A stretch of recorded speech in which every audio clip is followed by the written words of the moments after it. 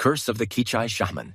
Chapter 9. Unintended Hero. Lead Detective Hayes had received the text from David when he was about to leave his home and come to the police department in Anadarko. When he got to his office, he immediately investigated the case. He read the original report David filed with Detective Moody. He read the report that David had filed with him. He listened to recordings of 2 911 calls. One reported a black Dodge Challenger chasing a silver Dodge Ram 2500 pickup truck on Watson Drive, and one that reported a black Dodge with no license plates with a man shooting a gun out the window on Central Boulevard. He then ran the license plate number from David's text, and it came back to be registered to Jeff Carrico at 309 Duffy Road. This matched the address that David had provided. He ran a background check on Jeff Carrico and found he had a felony burglary conviction from 2003 that he did a year in prison for and 5 years probation. He had several speeding tickets, 2 tickets for illegal window tint, and a ticket for failure to display his license plates. Detective Hayes dug deeper into the failure to display his license plates and found the report. The officer who wrote him the ticket stated that he had the license plates in his car, and he reinstalled them before he was allowed to leave the scene. He then fast-forwarded through the video file from David's first video and made a copy of the part where you can see the hand and wrist with tattoos pouring a vial of liquid onto the grill on the hood by the windshield of David's truck. He then fast-forwarded through the second video provided by David until he saw the black Dodge Challenger appear behind David. Then he watched at regular speed the entire chase. He made a copy of the part of the video where you can see the masked person firing the gun twice in the direction of the camera in David's truck. He found a place in the video where the Dodge was close to the camera and took a screenshot where you could clearly see the front-end damage. He then uploaded the edited videos and the 911 recordings to the police department's server. He wrote an email to Sheriff Amison at the Cleveland County Sheriff's Office with a copy to Detective Anderson, who was a member of that department. In the email, he explained the situation. He provided links to the uploaded video edits. He attached the reports as files to the email and attached the screenshot of the front-end damage from the video, as well as the photo of the same damage provided by David. All this took him about an hour and a half. He hit send and sent the email at 9:27 a.m., and then he called Detective Anderson directly. He went over the situation and told him that he had emailed everything to him and the sheriff. Detective Anderson was busy with a murder investigation, so he handed this case to Detective Elm. Detective Anderson forwarded the email and all the links and attachments to Detective Elm's email account. Detective Elm gave this case priority over the stolen property case he was working on and got right on it. He went over all the reports and went to the links and watched the edited videos. He printed out the screenshot of the front-end damage on the black Dodge Challenger. This took about an hour. At about 10:30 a.m., he went to the Patrol Division's office and found Deputy Loudermill and Deputy Coslow at their desks doing paperwork. He asked if they were busy, and they both said they were just about finished with their reports. Detective Elm said he needed them to investigate a shooting that took place in Anadarko. He said the suspect was at 309 Duffy Road in Slaughterville. His name was Jeff Carrico. He told them that the picture he handed them was front-end damage on a black Dodge Challenger. He said the picture was a screenshot from a video that showed the actual shooting incident. He asked them to head over to the address and confirm that the damage on the vehicle at the address matches the damage shown on the screenshot from the video of the incident. They were not to make contact if it looked like it matched, but were to call it in and sit on the address until a search warrant could be issued and backup arrived. Then they could contact the suspect. The 2 sheriff's deputies went immediately to their car and drove to 309 Duffy Road. The trip took just under 30 minutes. It was about 11 a.m. when they got there. They parked on the public road and walked up the private drive towards the house in the distance. They could see a single black car parked out front. Cautiously, they approached the car. It was a black Dodge Challenger with dark tinted windows. The tint looked to be too dark to be legal. They went around to the front of the Dodge and compared the bumper of the actual car to the printed photo of the screenshot from the video of the shooting. It was a match. The dent in the bumper looked to be the same shape, and there were 3 distinct white paint smudges in a line in the dent on the bumper. They could with certainty say that this was the same car as in the video. Officer Loudermill took out his phone and snapped a picture of the bumper. They immediately walked back to their car down the long private drive. Deputy Loudermill texted the photo of the bumper to Detective Elm while they were walking back to their car.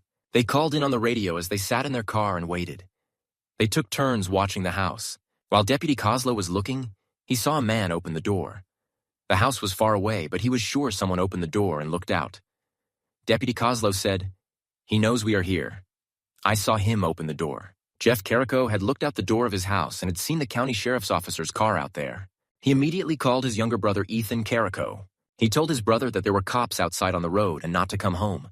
He then went and got a M9 Beretta 9mm with a 15-round magazine and made sure it was locked, loaded, and ready to fire with the safety off. He was nervous and sweating. He paced back and forth and kept peeking out the window. He called his brother again and said, "Call Richard and tell him I'm going to kill him. It was way too dangerous to go after that yahoo in broad daylight.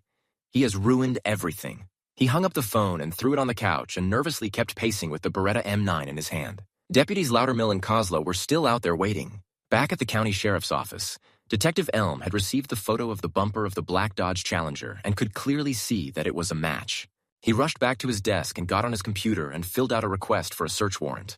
Uploaded the picture that Deputy Loudermill had sent him and printed it out. He printed out another copy of the screenshot from the damage from the video and printed out his request for a search warrant. He took these papers and drove to the Cleveland County Courthouse.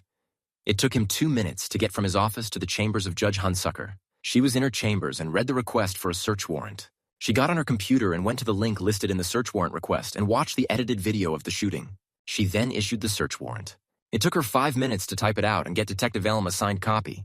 He texted Deputy Loudermill to say that he had the search warrant and was headed that way and for him to call in some backup. Deputy Loudermill got on the radio and requested 2 more units to back him up. About 11:45 a.m., the first police car with backup officers arrived, and about 5 minutes later, a second car with backup officers arrived.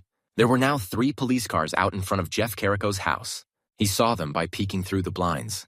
He was frantic. He was pouring sweat out of every pore and could not stop pacing. He grabbed his phone off the couch and called his brother Ethan Carrico again. "Now there are 3 cop cars out there on the road," he yelled on the phone to his brother. "I am not going back to prison. Tell Richard he is a dead man." He threw the phone down again.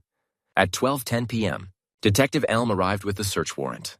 Within minutes, the team of 6 deputies and 1 detective planned their approach. Deputy Loudermill would knock on the door and Deputy Coslow would provide direct cover. Deputy Smith and Deputy Reed would cover on their left, and Deputy Limkeen and Deputy McGee would cover on their right. Detective Elm would be behind them. The private drive was long, so they drove their squad cars up to the front of the house. They climbed out of their cars and got in formation outside the front door. Officer Limkeen saw someone move the curtains on the window to the left of the door. Deputy Limkeen said, "I see somebody. They are peeking out the window."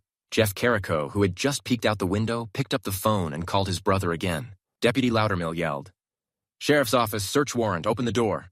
Jeff Carrico told his brother on the phone, "They are at the door. They have a search warrant. We are screwed." He did not answer the door. Deputy Loudermill repeated, "Sheriff's office, search warrant, open the door or we will force it." Jeff Carrico said to his brother on the phone, "They are going to break in. I am not going." Just then, Deputy Loudermill holstered his firearm and kicked in the door. Deputy Coslow was the first to enter. Deputy Loudermill pulled his firearm back out of the holster and was right behind Deputy Coslow. Jeff Carrico was in the front room in the open. He dropped the phone and raised his Beretta M9. Deputy Coslow saw the gun pointed at him and fired. Jeff Carrico got 1 shot off while Deputy Coslow continued firing, dumping the 10-round magazine into the suspect. Jeff Carrico fell over backwards and the Beretta M9 fell out of his hand. His brother Ethan heard the gunshots on the phone. Deputy Loudermill had moved up and saw that the suspect no longer held the gun and said, "Cease fire, cease fire." Deputy Coslow called on his radio and told them that shots were fired. Then he said, "I am hit," and he fell back. Deputies Limkeen, Smith, and Reed entered the house. Deputy McGee stayed on the porch and attended to Deputy Coslow. Deputy Coslow called on the radio and requested emergency medical services. The 4 deputies in the house began going room to room and clearing the house. Deputy McGee asked Deputy Coslow out on the porch where he was hit. Deputy Coslow said, "In the chest. I think it hit my vest." Deputy McGee saw a tear on Deputy Coslow's vest. He helped him take off the vest, and when they checked, the bullet had not penetrated the vest. Deputy Coslow opened his shirt just to be certain. There was a red spot on his skin where the bullet had struck, but the vest had done its job. The other deputies were busy clearing the house. They checked the living room, both bathrooms, all 3 bedrooms, and then Deputy Limkeen came to the kitchen, which was in the back of the house. Where there should have been a door to the backyard was a metal door with a big padlock on a set of hasps that had been welded to the door. Deputy Limkeen yelled at the door, "Sheriff's office, is anyone in there?" A woman's voice came from behind the door and said, "Yes, please help us, we were kidnapped." Deputy Loudermill went and checked on the suspect, Jeff Carrico, but he had no vital signs. Deputy Limkeen yelled out to the other deputies that there was someone locked in the room next to the kitchen. They congregated around the locked door. Deputy Limkeen yelled through the door, "Hang on, we're going to get you out." About this time, the Slaughterville Fire Department arrived with an ambulance and a fire truck. The emergency medical services initially worked on Jeff Carrico, but they said he was dead. Detective Elm called the county coroner. They were still locked out of the room with the metal door attached to the kitchen. Deputy Limkeen was still at the door while the rest of the deputies had started searching the house. According to the search warrant, they were looking for a Glock pistol that fired the bullet pulled from David's truck. While they were looking for the gun, they kept their eyes out for any keys that might open the padlock on the metal door. Deputy Limkeen asked the firefighters if they had bolt cutters to cut the lock on the metal door, and they said they did. Some firefighters came in and cut the lock on the door. Inside the room were 3 young women. Each was chained around their neck to the wall by a bed. Each young woman had her own bed. Next to each bed was a bucket for a toilet. Deputy Limkeen asked who they were, and they confirmed that they were Cindy Lewis, Stephanie Malo, and Tina Spotted Horse. They were the 3 missing young women that had been abducted from their cars. What was scary was that the room was a metal building built on the back of the house, and there were 6 beds in the room. 3 were not occupied, but had chains hanging on the wall ready to lock up future victims. The deputies quickly took some pictures of the restrained young women. Then the firefighters cut the padlocks that held the chains around their necks. 2 more ambulances were called, and the young women were rushed to the hospital for evaluation. David had been responsible for the rescue of the missing women he had seen on the flyers.